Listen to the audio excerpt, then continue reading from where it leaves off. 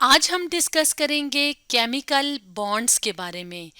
यानी chemical bonds क्या होते हैं, इसके बारे में हम आज की वीडियो में जानने की कोशिश करेंगे। तो सबसे पहले हम देख लेते हैं कि ये जो वर्ड है बॉन्ड, इसका क्या मतलब होता है। तो बॉन्ड कहते हैं रिलेशनशिप को, यानी दो या दो से ज्यादा चीजों में आपस में रिलेशनशिप क्या होता है, क्या ताल्लुक होता है, उसको हम कहते हैं वो क्या है, बॉन्ड है। जैसे यहाँ पे आप एक ह्यूमन बीइंग देख रहे हैं और एक एनिमल देख रहे हैं, और इनके दरमियान जो रिलेशनशिप है इसे हम क्या कहते हैं कि ये क्या है, बॉन्ड है।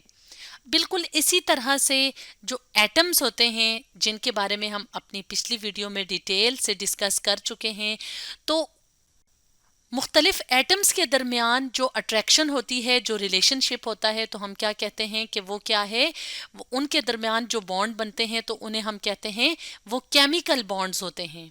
तो इस चीज को समझने के लिए हम अपने सामने एक और डायग्राम ले आते हैं, और इस डायग्राम में हम सिंपल सी जो एग्जांपल है वाटर की, उसकी मदद से समझते हैं कि किस तरह से केमिकल बॉन्ड्स बनते हैं। तो यहाँ पे आप देख रहे हैं दो तरह के एटम, एक है हाइड्रोजन और एक है ऑक्सीजन। तो यहाँ पे हाइड्रोजन के कितने एटम्स इस्तेमाल हो रहे हैं, दो, एक ये है और एक ये है। और जो तीसरा एटम है वो कौन सा है, वो है ऑक्सीजन का एटम। तो यहाँ पे आप देख रहे हैं कि ये अलग अलग हैं। तो अब इनके दरमियान जो है वो बॉन्ड यानी रिलेशनशिप किस तरह से बनेगा, तो इनके दरमियान खास किस्म की अट्रैक्शन होगी, जिसकी वजह से जो है ये एक दूसरे के करीब आ जाएंगे। तो ये जो अट्रैक्शन होती है, तो इसको हम क्या कहते हैं कि ये क्या बन गया है, केमिकल बॉन्ड बन गया है। और इस केमिकल बॉन्ड के नतीजे में यहाँ पे जो नया मॉलिक्यूल बना है, तो वो कौन सा मॉलिक्यूल है, वाटर का मॉलिक्यूल। यानी जब भी दो हाइड्रोजन के एटम्स एक ऑक्सीजन एटम के साथ जो है वो मिलेंगे, केमिकल बॉन्ड बनाएंगे, तो उसके नतीजे में एक नया सब्सटेंस, एक नई चीज बनेगी। तो वो क्या है, वो है वाटर का मॉलिक्यूल। यानी बॉन्डिंग के नतीजे में जो एटम्स होते हैं तो वो एक नई चीज बनाते हैं। तो अब जरूरी नहीं कि मुख्तलिफ एटम्स के दरमियान ही केमिकल बॉन्ड हो, ये हाइड्रोजन और हाइड्रोजन आपस में मिलके तो हाइड्रोजन का मॉलिक्यूल बना सकते हैं। यानी एक जैसे एटम्स भी आपस में जो है वो केमिकल बॉन्डिंग के जरिए से जुड़े हुए होते हैं। इसी तरह से यहाँ पे अगर एक और ऑक्सीजन हो तो ऑक्सीजन और ऑक्सीजन मिला के ऑक्सीजन मॉलिक्यूल बना लेंगे। तो ये क्या है, ये हैं केमिकल बॉन्ड्स। तो केमिकल बॉन्ड्स किस तरह बनते हैं, हम कहते हैं कि खास किस्म का प्रोसेस होता है जिसकी वजह से एटम्स जो हैं वो एक दूसरे के साथ आके जो है वो मिल जाते हैं और बॉन्डिंग बनाते हैं, खास किस्म की एसोसिएशन, खास किस्म का रिलेशनशिप बनाते हैं। और उसको हम, उस रिलेशनशिप को हम क्या कहते हैं कि वो क्या हैं, वो हैं केमिकल बॉन्ड्स। तो मुख्तलिफ तरह के केमिकल बॉन्ड्स होते हैं जिनको हम अपनी अगली वीडियोस में डिटेल से डिस्कस करेंगे। अभी हम ये देखेंगे कि आखिर ये केमिकल जो बॉन्ड्स होते हैं, एटम्स के दरमियान जो रिलेशनशिप होता है, एसोसिएशन होती है, ये किस तरह से बनती है। तो इस चीज़ को समझने के लिए हम अपने सामने एक और डायग्राम को ले आएंगे, और उसकी मदद से हम देखेंगे कि किस तरह से एटम्स के कौन से पार्ट्स होते हैं जो केमिकल बॉन्ड्स में हिस्सा लेते हैं या केमिकल बॉन्ड के बनाने में मदद देते हैं। तो यहाँ पे हम अपने सामने इस डायग्राम में देख रहे हैं एटम का बेसिक स्ट्रक्चर। तो इससे पिछली वीडियो में हमने देखा था कि एटम क्या होता है, एटम होता है स्मॉलेस्ट पार्टिकल ऑफ मैटर। यानी हमारे इर्द गिर्द जो भी चीज़ें होती हैं वो मैटर की मिलके बनी होती हैं। जैसे आप अपने इर्द गिर्द मुख्तलिफ चीज़ें देखते हैं, जैसे किताब है, जैसे पेन है, जैसे दीवारें हैं, कुर्सी है, मेज़ है। तो ये किसी खास मादे से मिलके बने होते हैं। तो किसी भी मैटर, यानी मैटर या मादा जो है वो मुख्तलिफ तरह की चीज़ें बनाता है। तो जो एटम है वो स्मॉलेस्ट पार्टिकल ऑफ मैटर होता है। तो एटम का जो स्ट्रक्चर होता है वो यहाँ पे हम देख रहे हैं कि उसमें जो है वो फर्दर मुख्तलिफ छोटे छोटे हिस्से होते हैं। तो ये एटम्स जो है ये हमें आम आंख से नज़र नहीं आते, इनको ये जो है वो बहुत ज़्यादा छोटे पार्टिकल्स होते हैं। तो एटम के अंदर जो है वो मौजूद होते हैं इलेक्ट्रॉन्स, प्रोटॉन्स और न्यूट्रॉन्स। तो यहाँ पे आप देख रहे हैं कि ये जो येलो कलर के सर्कल्स हैं इसमें नेगेटिव चार्ज दिखाया हुआ है। तो जो नेगेटिवली चार्ज होते हैं, यानी इलेक्ट्रॉन्स जो होते हैं, उनके ऊपर होता है नेगेटिव चार्ज।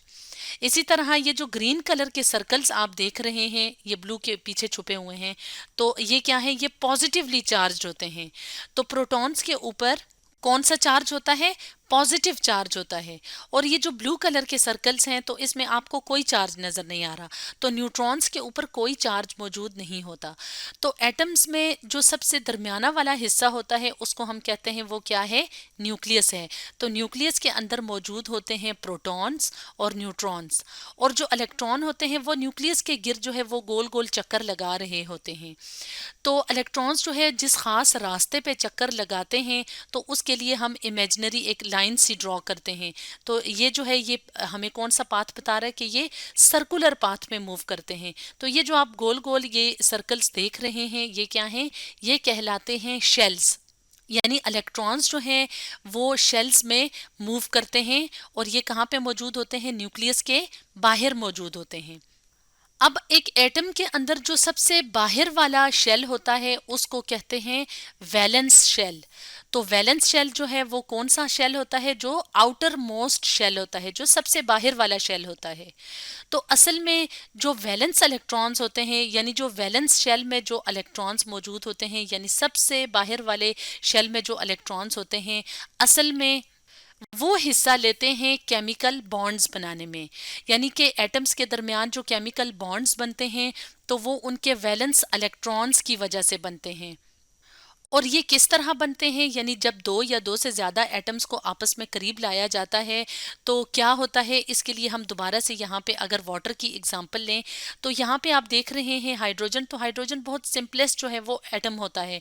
तो इसके बाहर एक ही इलेक्ट्रॉन, मतलब इसमें एक ही इलेक्ट्रॉन मौजूद होता है जो कि ज़ाहिर है बाहर वाला ही शेल होगा, वैलेंस इलेक्ट्रॉन में मौजूद होगा। तो ऑक्सीजन में जो है आप देख रहे हैं यहाँ पे इलेक्ट्रॉन्स जो है वो डिस्ट्रीब्यूटेड हैं शेल्स में। तो ये जब बाहर वाले इलेक्ट्रॉन्स हैं, इसी तरह से ऑक्सीजन जैसे हाइड्रोजन में वैलेंस इलेक्ट्रॉन्स इन्वॉल्व होते हैं, इसी तरह बाकी के एटम्स में भी वैलेंस इलेक्ट्रॉन हिस्सा लेते हैं केमिकल बॉन्ड के बनाने में। तो यहाँ पे आप देख रहे हैं कि ये जो हाइड्रोजन के वैलेंस इलेक्ट्रॉन्स हैं और जो ऑक्सीजन के वैलेंस इलेक्ट्रॉन्स हैं, तो ये क्या कर रहे हैं, ये केमिकल बॉन्ड्स के बनाने में हिस्सा ले रहे हैं। अब ये किस तरह से हिस्सा लेते हैं, इस चीज़ को समझने के लिए हम अपने सामने एक और तस्वीर, एक और डायग्राम ले आते हैं। यहाँ पे हम देखते हैं कि फॉर एग्जांपल ये एक एटम है और ये दूसरा एटम है। तो बेसिकली क्या होता है कि न्यूक्लियस के अंदर जो है वो पॉजिटिव चार्ज होता है, जैसे कि हमने वीडियो के स्टार्ट में बताया था कि नेगेटिवली चार्ज इलेक्ट्रॉन्स बाहर होते हैं।